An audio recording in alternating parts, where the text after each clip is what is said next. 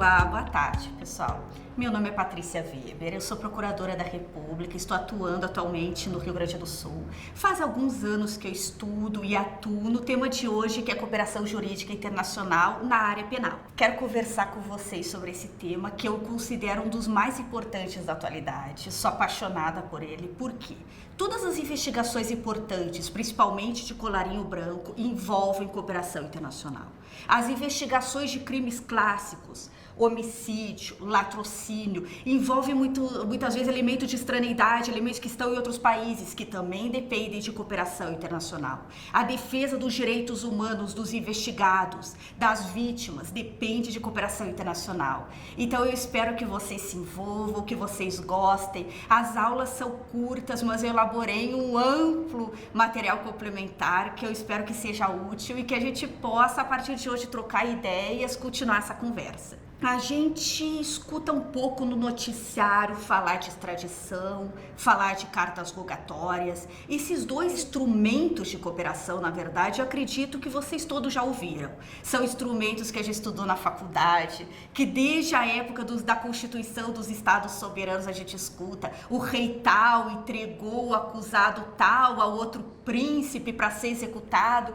Então são bem tradicionais. Mas qual é a verdade? A cooperação penal internacional hoje, ela é ampla, ela é muito mais variada do que isso. Um detalhamento importante: existe a cooperação jurídica, que é o objeto da nossa conversa, que é uma cooperação vinculada à investigação, a processo criminal.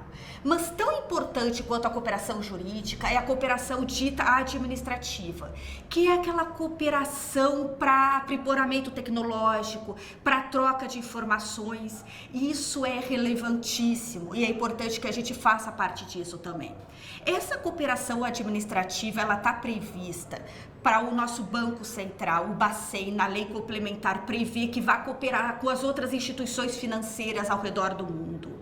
O nosso COAF, a nossa Unidade de Inteligência Financeira, deve cooperar com as unidades congêneres no resto do mundo.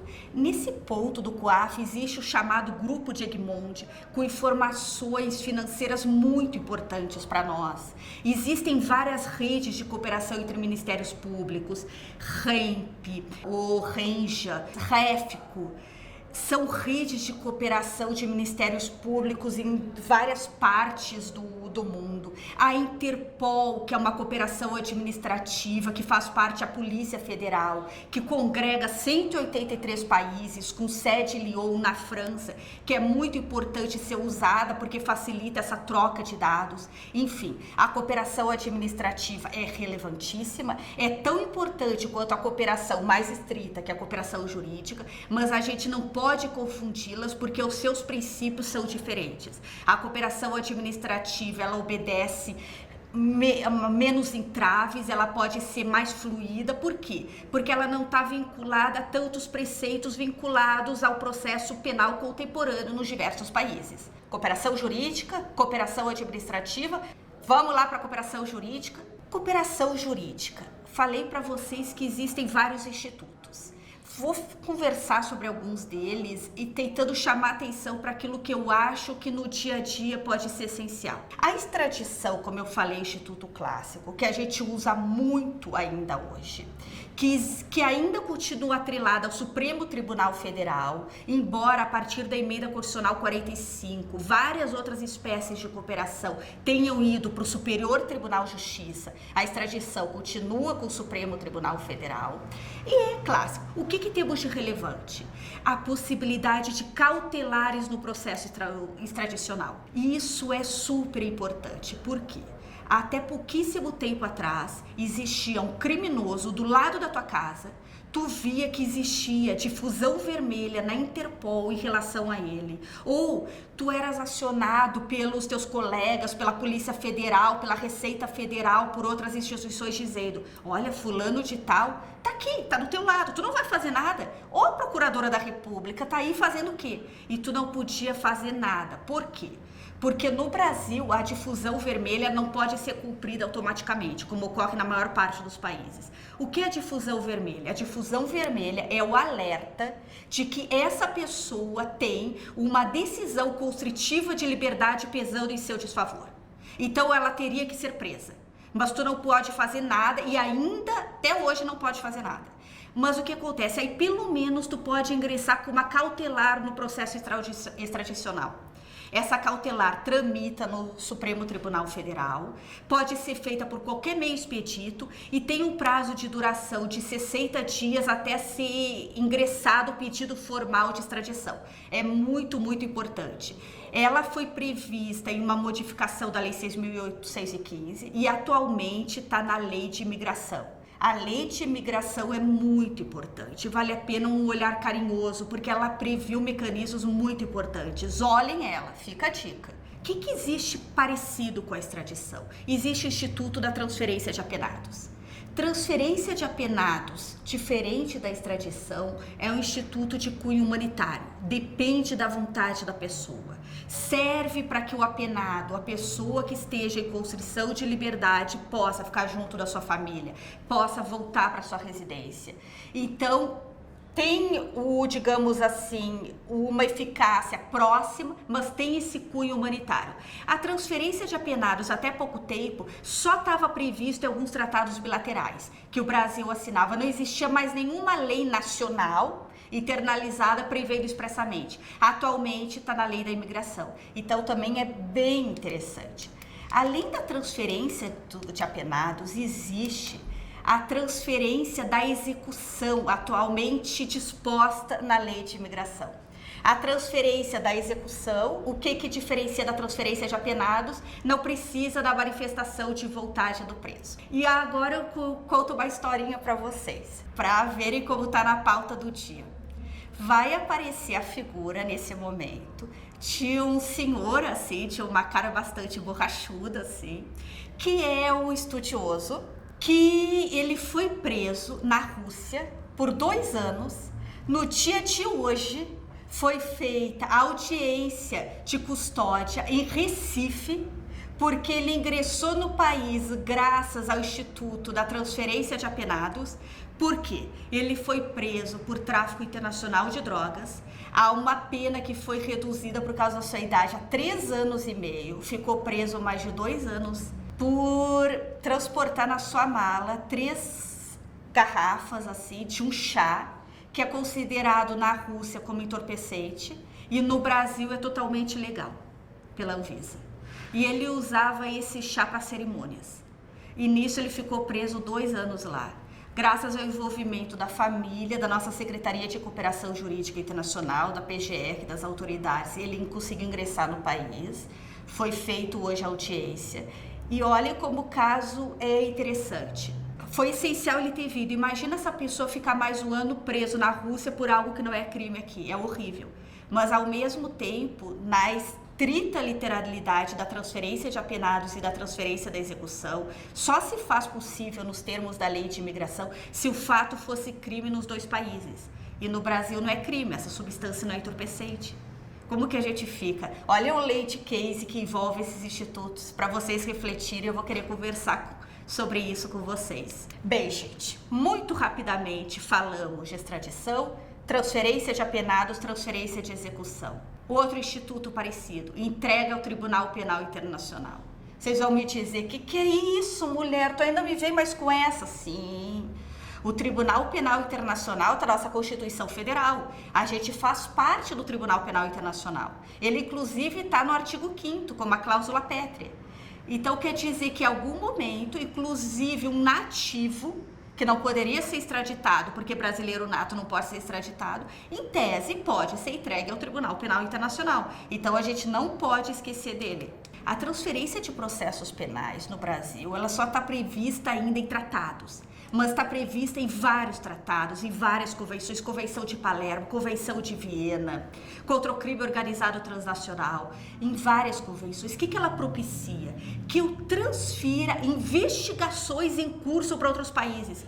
E por que eu faria isso? Porque nesses outros países tem os elementos de investigação, tem testemunhas, tem provas, e essa investigação ela vai ser mais fácil, mais célere, com maior eficácia em outra jurisdição. Então isso é a transferência de processo penal. Olhem que loucura.